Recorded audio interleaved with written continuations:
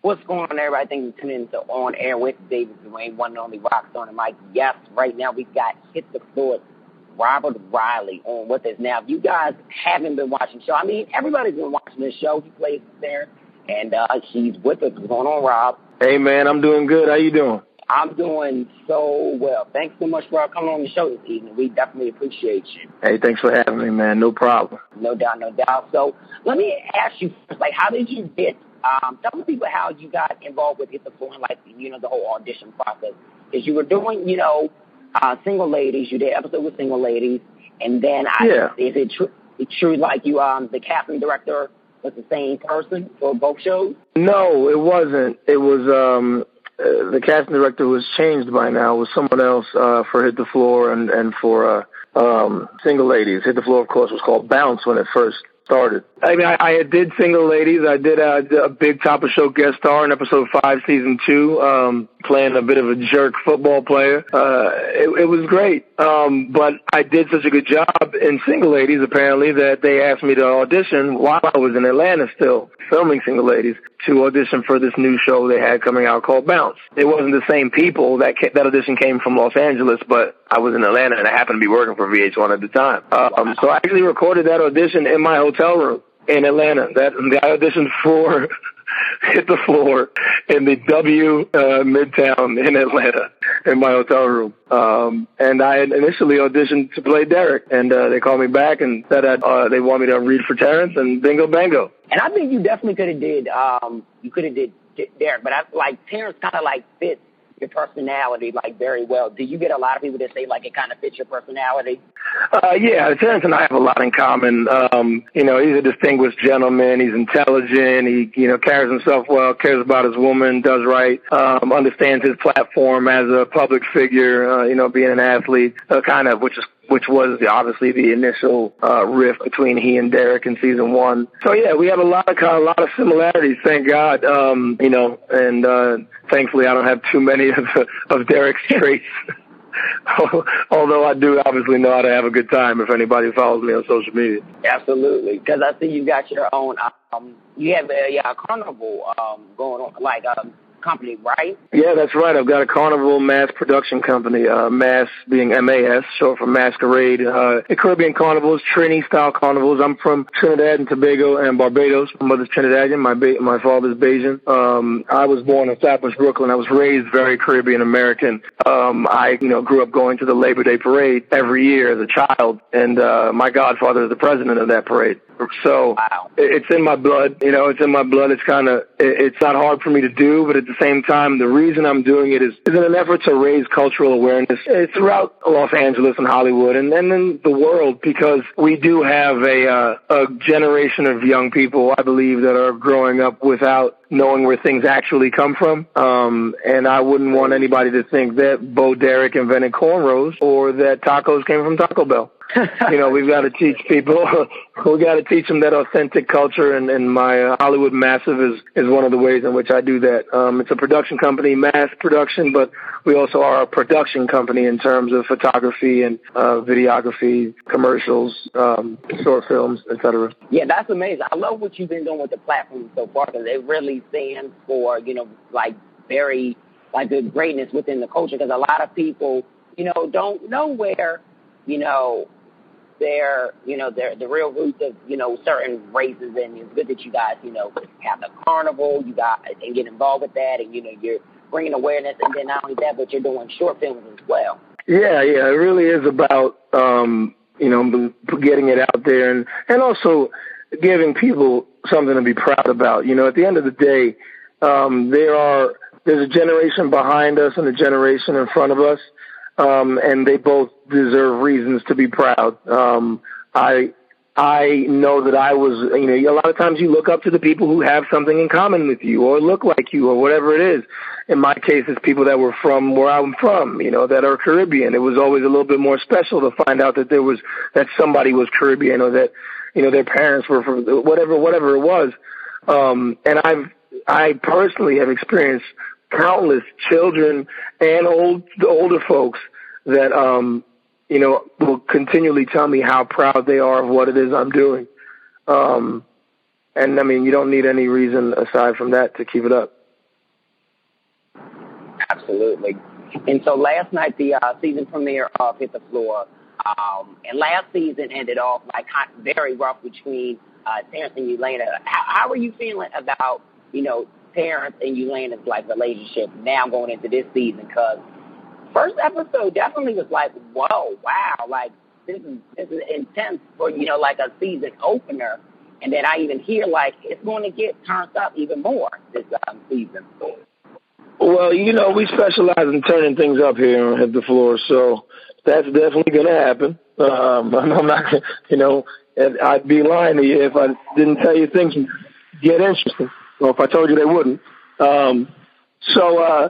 We'll turn things up. How do I feel about Terrence and Yelena's relationship? I mean, I try not to feel too much about it just because I got to be in it, I think right now that they are, right now they seem to be what is a great representation of what I believe true love is, which is two people that are completely down for each other. They support each other's endeavors. They help each other in what it is they're doing. And there's a lot of beauty in that. We thankfully with, I guess, with the Jay-Z's and Beyoncé's of the world, and I guess even in many ways Kim and Kanye, it's there are positive relationships that are being spoken about more now in the public, but it's still the kind of thing that isn't really what's cool. You know what I mean? It's not. That's not hot. Oh, everybody's still rapping about the same nonsense that they've been rapping about forever, and we don't highlight that in our community, specifically in our brown communities. And I'm glad that I get to be a part of that. Real talk. Like I get to be a part of putting that on television, and a lot of times people still, part of your maturation process and your education still comes from television as a child. So the fact that we can do that is great. Now, is Yelena conniving, so and so? Of course she is. So you don't want to pick up any of those traits, but at the same time, it's definitely a beautiful relationship right now as it stands. But Hit the Floor, we like to switch it up pretty quick on people. Y'all switch it up for real. Like every week, I religiously, after whatever show was on, or even if y'all show come on before all the other crazy shows, because y'all show is really amazing. I literally am on the edge of my seat. I'm like, look, y'all, don't talk to me. I'm tweeting live. Shut up, because it just gives that suspense. And I just love, like, first of all, I like the point that you pointed out, love in the African American culture, because I feel like there's a lot of things that's missing from within it. What would you say is missing with Black love? There's, it's really hard nowadays with social media, just having a relationship, period, because it seems like it's gotten easier for folks to just find another this or that, or I'm going to find another version of you. I'm going to find X, Y, Z. And I think that's a lot of the problem that we're having. But, we just have to place a higher value on each other and the actual, the unity, the union, what exists between those two people. Because you can really accomplish some amazing things if that actually was to go down. If you had a partner that was there for you, that you guys walked hand in hand, literally and figuratively with what it is that you guys were doing. It's a teammate to go through life. If we don't think about it like that, then there's no point in doing it. And I would say that that's missing from our community, but it's kind of missing as a whole in society. It's not what, for lack of a better phrase, what's hot in the streets, son. You know what I mean? That's not right. Nobody's like, I'm romantic. I'm this.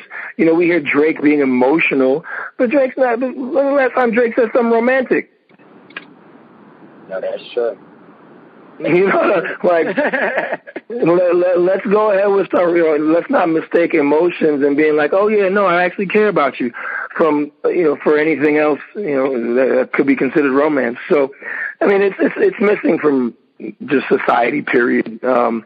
We as black people, as brown people, we have enough problems. I'm not going to be the one that says that that's something that we are dealing with specifically. You know what I mean? That's not a black issue. That's a people issue. Oh, definitely. Like I can even tell you something that I've noticed that I'm a lot of anymore that we used to see growing up, or our parents would teach us to do. Open up the door for your woman. Help her take the coat out, the chair out. Like, yeah, is chivalry not alive anymore? Nah, chivalry is chivalry. I have a funny line. I tell people all the time, chivalry ain't dead, but you can kill it.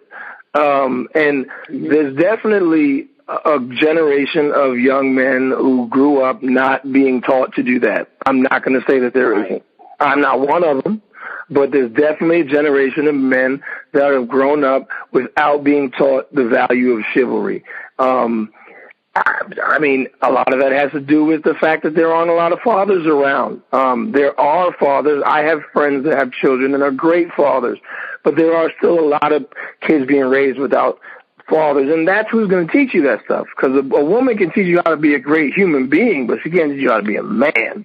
Like, you have to get that man stuff from a man or multiple men. That's just the way it is. I was raised by my mother alone. My mother is an amazing superwoman, but she never taught me how to be a man. She might be like, don't talk to your girlfriend like that, or don't da-da-da-da, but not like, this is how it is. This is how you carry yourself. This is how you treat a woman. This is why you want to do this. This is what honesty is about. This is, you know, and that's what's missing. That's really what's missing. Right. No, I totally agree. I definitely agree with that. And, I mean, you're keeping very busy. You've got a new movie that's coming out soon with Terrence J, right? Oh, yeah, that's right. I do have a movie coming out. Almost forgot about that. Yeah. Tell everybody about that movie, because I'm looking forward to seeing that film. It looks like it's going to be something amazing. Yeah, it's a great romantic comedy. It's called A Perfect Match. It stars myself and Terrence J and Cassie Ventura, Donald Faison, Dasha Polanco from Orange is the New Black, Lauren London is my fiance in the film. Wow. You know, Terrence is the star of the film, and it's about it's a romantic comedy about a playboy who learns the error of his ways and falls in love. It's a story that's been told many, many times. It's our turn to tell it in our particular way. And it was really, really fun. It was a lot of fun to work on, and I'm looking forward to showing it to people. I mean, working with Donald and Terrence because I worked with them primarily, it was just a ball, an absolute ball. So all the chemistry you see and that you will see in the film is real. We literally had fun. We literally poked fun at each other and called each other names and things. Like, it was nice to be a part of that. Same kind of family that I have on Hit the Floor. Right, exactly. And I like the fact that, like, when it comes to your acting, it's like, in your personality, it's very organic and it's very genuine. A lot of people, they'll do movies or reality shows or whatever the hell they want to do. I'm gonna just keep it very blunt like that. And you can tell that it's not authentic energy. You can tell if that person really ain't feeling the fact that, they got a hug. You can see it all in the eyes of the tiger. But I like the fact that it's like, it looks real. Like, every role that you've done, and even when you've done, Broadway and stuff like that kind of stuff, you can tell that you fit right into the character. Well, thanks, man. I think that, you've got to find the parts of yourself that are like the character, and then you've got to justify everything else. If you can't do that, then you can't embody the person. Part of the reason I got into acting is because I realized that one of the things I would have to do would be to try to understand as many different types of people as possible. And if I did that, then that means that I would be able to portray as many different types of people as possible. Now, understanding and agreeing with something is two completely different things. You could understand why someone goes on a killing spree and not agree with it. It could still be a terrible, deplorable thing, but I understand what drove that person to that thing, as an example. So once I realized that that would be one of the things that I had to do in this profession, I was like, oh man, how great is that? Because it also means that you get to know people and you're going to be more comfortable in God knows how many different situations. Because it's like, hey, you know what? I get it. I don't have to agree with it, but I get it. I get your culture. I get your this. I get your whatever. I mean, look, I'm a Caribbean American, first generation American born with parents from Trinidad and Barbados that grew up in Flatbush, Brooklyn, that went to Catholic school, was a Boy Scout, and ended up going to a gifted high school, went to Lehigh University and got a Bachelor of Arts in Theater and then a Master of Fine Arts in Acting, was on Broadway. Now I do this sexy time, nighttime soap opera show called Hit the Floor. Like I've been a lot of places, and I'm made up of so many different things. And, there's a beauty to that. And that is probably why, that's why you are seeing those things and saying, that rings so true. Because I'm just finding a part of myself that actually is that character.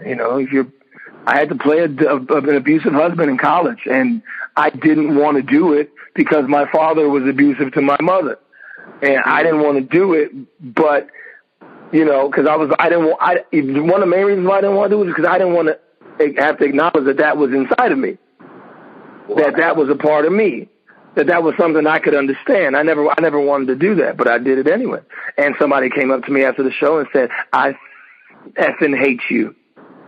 Wow. And they meant it, and that meant I did a good job. And they said that immediately following, and they said and then they walked away, And it was an older theater goer who has been coming to the theater forever, and she literally walked up to me afterwards, and greeting people in the lobby, and she said, "I effing hate you. I hated you just now. You amazing job," and walked away. Right.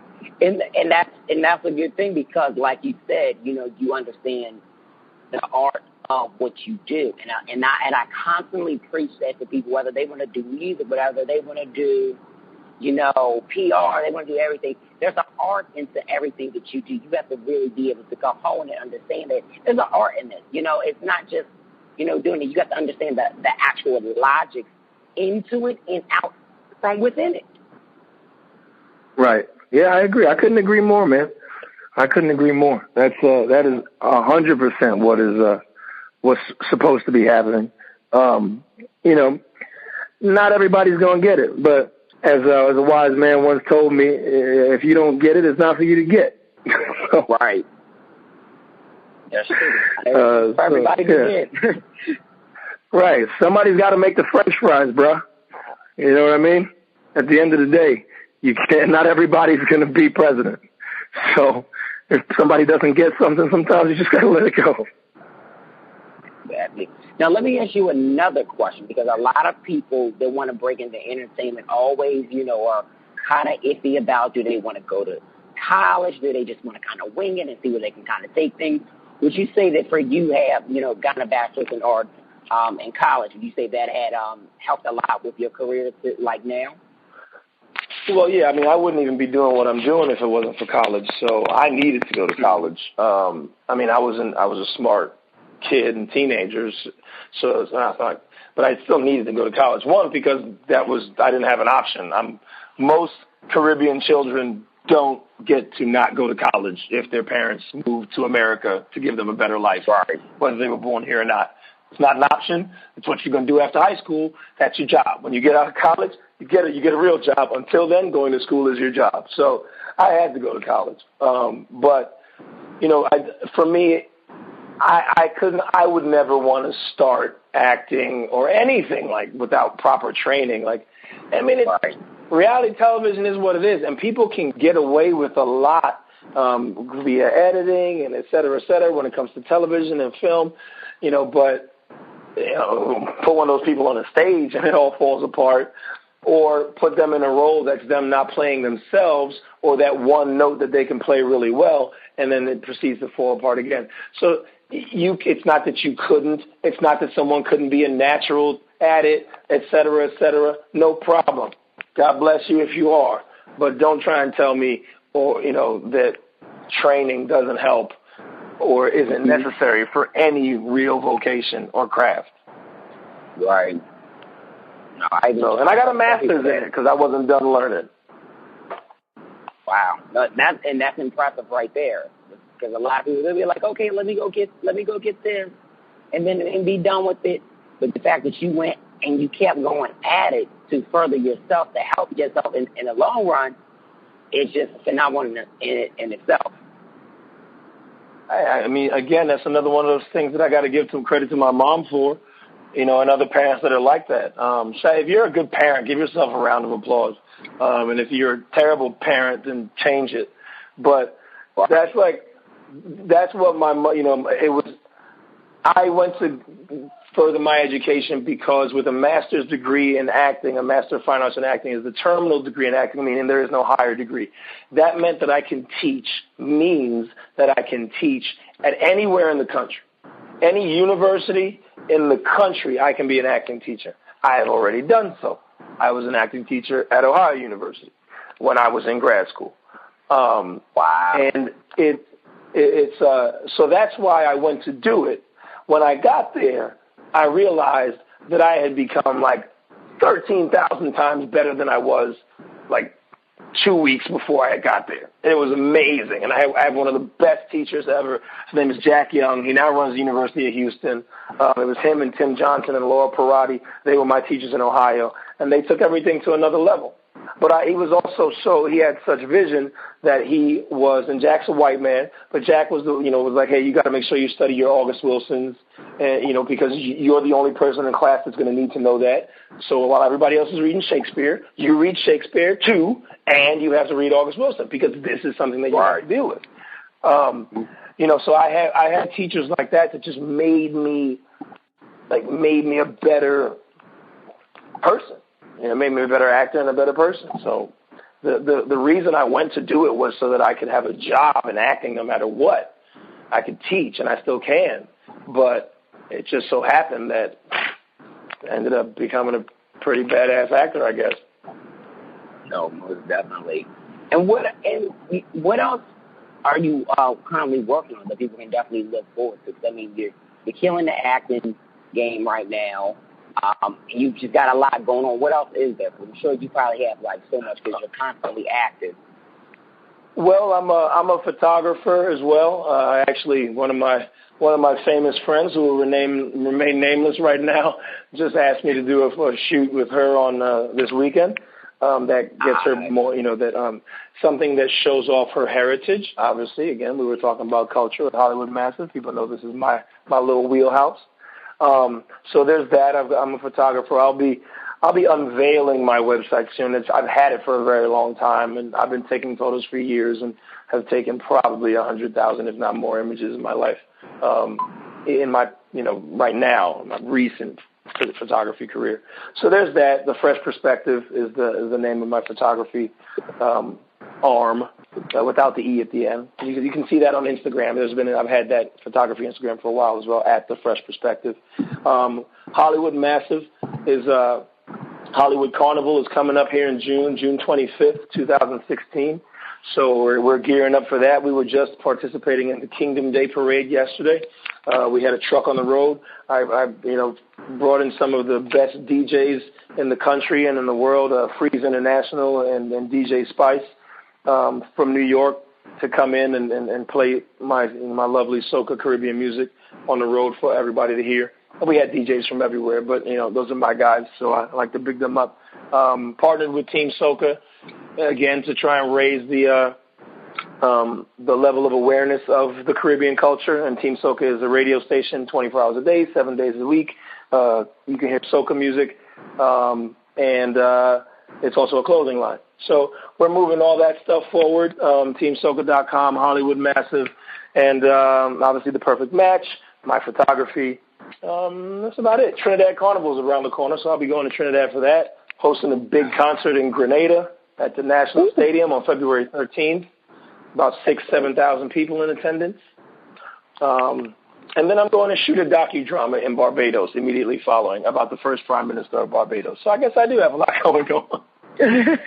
No, you definitely do. You definitely do. just keep at it, Rob, because, like, that's very inspiring for even me, like, you know, as a personality and trying to do, like, further my brand. Like, that's inspiring to let me know, hey, you can really do it all.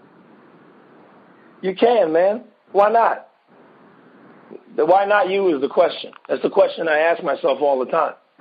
You know, one of my like I said, Freeze International, the DJ I was just telling you about, is in my living room right now as we have this conversation. And as soon as I get off the phone with you, I'm going to go learn how to DJ. Oh, snap. Like, and some of it I can do by just watching. But so that, and I'm not going to be some badass. Like, that's not my aspiration. But why not you is the question. You know what I mean? Why not explore that side of yourself? Why not give yourself that opportunity? Why not give yourself that other avenue where you can, at the very least, enjoy your life? So next time you try to figure out whether or not you could do something or what you want to do, ask yourself, why not you? Why not me? If so-and-so could do it, why not me? Why can't I do it? You probably won't have an answer. And if you don't have an answer as to why not, then you get to do it. Absolutely. And I got a bonus question for you, Rob. A deep bonus question for you. When does a person know their true desire for something and passion? When do you feel like somebody exactly would know that moment is like, boom, this is what I want to do? When you couldn't imagine doing anything but that. It's really simple. I mean, that's an easy question. When you know full well that you couldn't imagine doing anything else and you needed to have that in your life, then that's one of your passions. You could have multiple passions. You know, photography is a passion of mine. That's why I have thousands of dollars in camera equipment and I take tens of thousands of pictures. It's a passion of mine. I developed a skill at it, et cetera, turned it into a business, but it's a passion. And it's something that I don't ever desire to do without. Now, it just so happens that we all have cameras on us because they're on our phones, but I'm talking about real cameras. Right. You know, so that's what, you know, that's one of those things. Yeah, man. Why not you is the question. You know that passion when you just know, look, there's no way I can do without this. I did the same thing with acting. It's like I went to grad school because I was like, I'm going to be involved in theater no matter what. If for whatever reason I'm not good enough to act, I will teach. And it just so happens that I'm good enough to act. So says everyone that's hired me to this point in my career, and I thank them. And I'm going to keep trying to keep up my end of the bargain. You hire me to tell a story, and I'm going to tell that story. Amen. You keep doing that, Rob, because you're definitely doing your thing. We definitely appreciate, you chat with us. Like, this was definitely a great, conversation like that. And definitely would love to have you, come back because, like I said, the conversation definitely, respect the work that you've done. Yeah, I appreciate that, man. I'm around. You hit Angie anytime. You need to get a hold of me and want to ask a question about something. I could always be in some other country. I might be in the middle of a carnival somewhere, but I'm around, and I enjoyed our conversation as well. So, I'll definitely be down to do it again. Yeah, no doubt.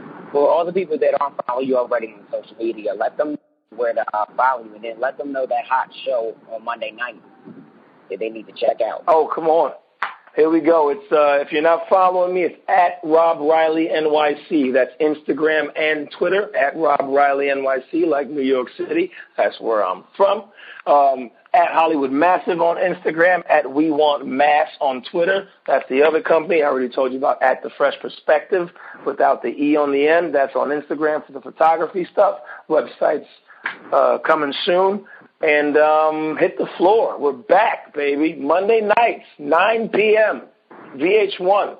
The only place to be at that hour on that day.